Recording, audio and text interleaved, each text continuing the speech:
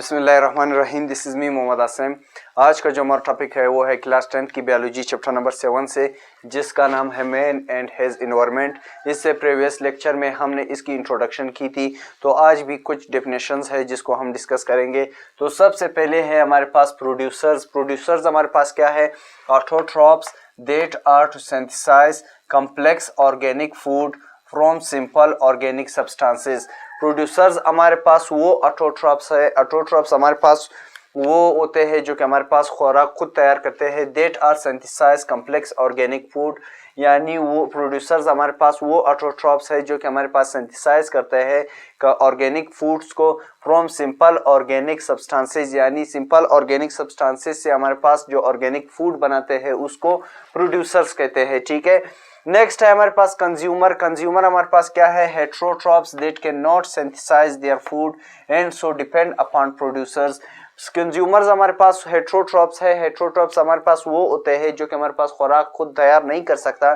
That can not synthesize their food, जो कि हमारे पास अपना खुराक खुद तैयार नहीं कर सकता, वो डिपेंड करते हैं प्रोड्यूसर्स के ऊपर। ठीक है, कंज्यूमर हमारे पास हेट्रोट्रॉप्स है जो कि हमारे पास खुराक खुद तैयार नहीं कर सकते और डिपेंड करते हैं प्रोड्यूसर्स के ऊपर। ठीक है, नेक्स्ट जो है वो है हमारे पास डीकंपोजर्स। ठीक है, डीकंपोजर्स हमारे पास क्या है? Breakdown of complex organic compounds of dead matter into simple substances. Decomposers हमारे पास वो होते हैं जिसमें हमारे पास ब्रेकडाउन होते हैं ऑर्गेनिक कंपाउंड्स की। ठीक है, हमारे पास जो डेड कंपाउंड्स है, ठीक है, चाहे वो हमारे पास ह्यूमंस हो या एनिमल्स हो, यानी उसकी जो है डेड मैटर जो है वो उसको खुराक बना देते हैं। ठीक है, उसको डिकम्पोज करता है, उसकी ब्रेकडाउन करता है। ठीक है, ये हमारे पास क्या है? डिकम्पोजर्स है।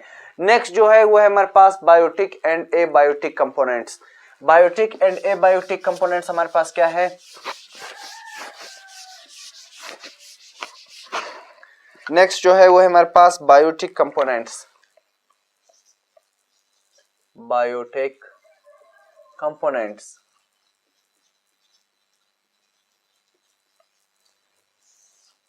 बायोटिक कंपोनेंट्स हमारे पास क्या है? Living parts of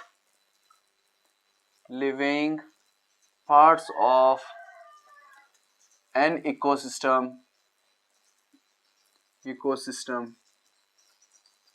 is called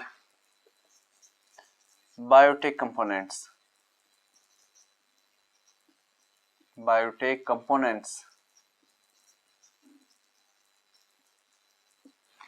For example, animal, humans,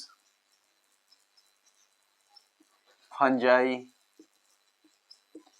इसी तरह हमारे पास माइक्रो ऑर्गेनिजम्स है, प्लांट्स है। ये हमारे पास क्या है? लिविंग पार्ट्स है हमारे पास इकोसिस्टम का। बायोटिक कंपोनेंट्स हमारे पास क्या है? Living parts of an ecosystem is called biotic components. हमारे इकोसिस्टम के अंदर जितने भी लिविंग पार्ट्स है, चाहे वो हमारे पास एनिमल्स हो, ह्यूमंस हो, इसी तरह हमारे पास फंजाई है, माइक्रो ऑर्गेनिजम्स है, प्लांट्स है, यानी जितने भी लिविंग पार्ट्स है हमारे इकोसिस्टम के अंदर उसको बायोटिक कंपोनेंट्स कहते हैं। ठीक है, नेक्स्ट जो है वो है हमारे पास एबायोटिक कंपोनेंट्स। एबायोटिक कंपोनेंट्स हमारे पास क्या है? नेक्स्ट है हमारे पास abiotic components. Abiotic components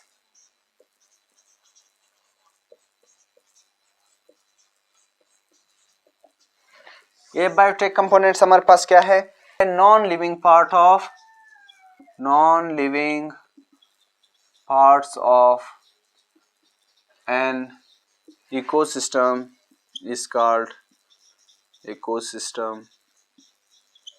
is called abiotic components. For example हमारे पास एयर है, हवा है, सोयल है, ठीक है, लाइट है।